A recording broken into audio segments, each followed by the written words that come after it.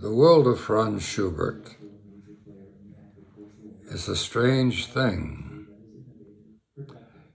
It consists in a sense of invitation, an invitation to himself from an unseen God, an unseen force, and it's the tension, the inviting tension between these 2 points of which reality consists. And it's a little more complicated than just that, because this tension between the self, as Schubert saw himself, and perhaps as we might see ourselves, the tension between the self and God is mediated by nature. It's mediated by the universe of immanence. And that immanence is called, just as we are called, to a transcendent self.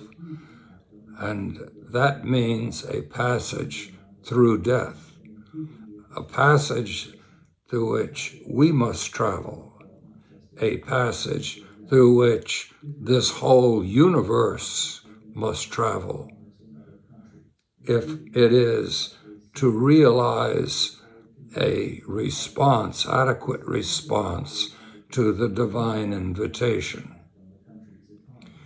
Now, in the fantasy for 4 hands, Deutsch 940,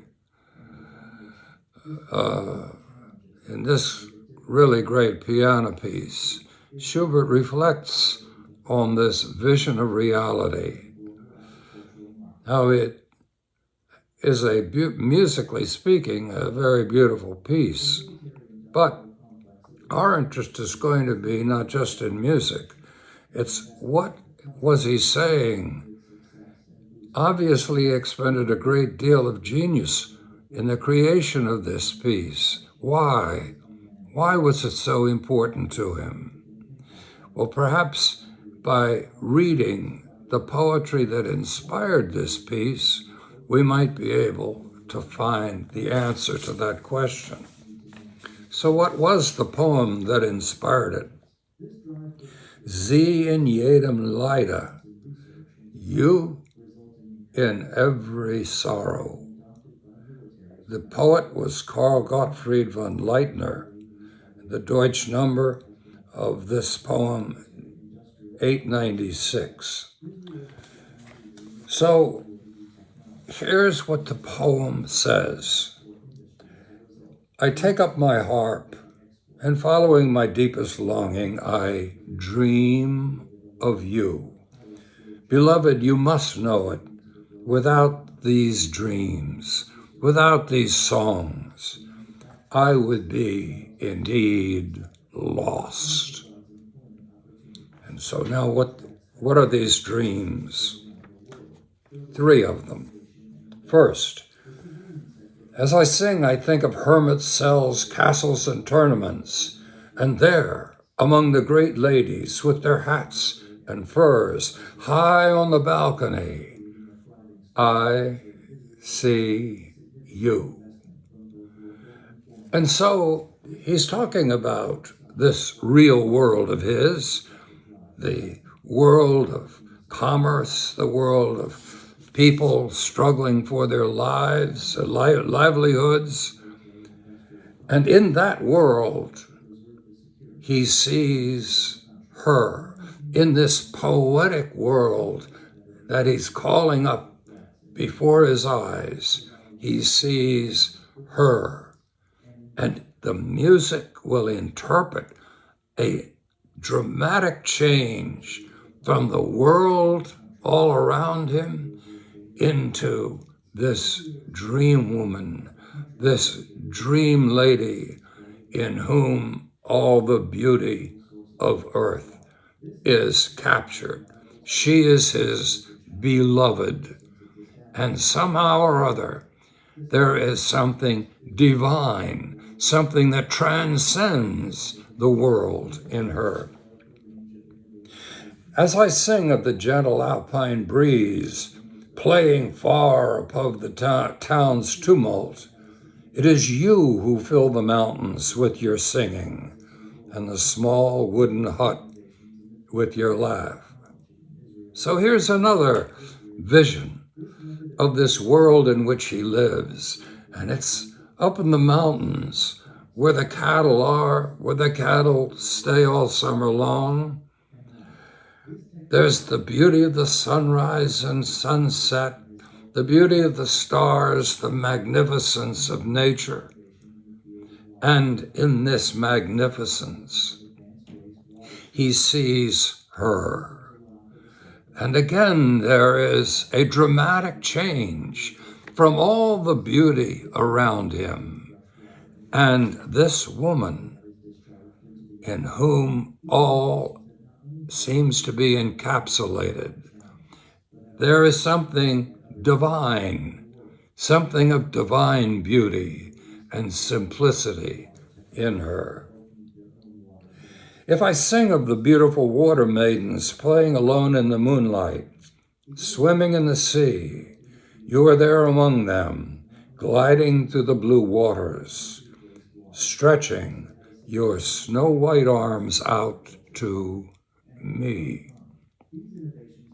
And so again, the world of imagination. And yet this world of imagination is different.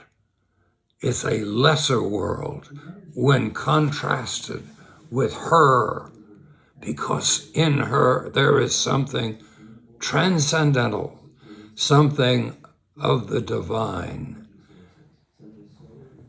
And he finishes the poem with these thoughts. How close you are to me, my beloved, in the rose-tinted land of dreams and poetry. But in life, so bitter, so tragic, we are separated by the cruel hand of savage fate. And here is the mystery. This woman in whom is contained all the beauty of the mountains and all the beauty of the universe and of the stars, and who means everything to him. She is gone. All of immanence, the universe of immanence, through which he is meant to find the experience of divine invitation. All of that immanence is gone with her. The beauty of life seems to have disappeared. Just as for Christ on the cross, and he says, my God, why have you abandoned me? This is a great mystery.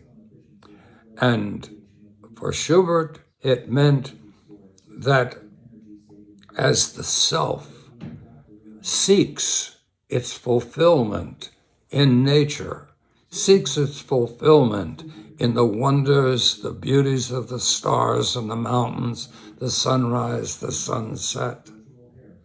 As it seeks this, it must realize that in order to gain it, in order to create it, both the self and the universe of nature that means so much to the self, both must go through death. Both to find the transcendental realization of their love must suffer death before transfiguration.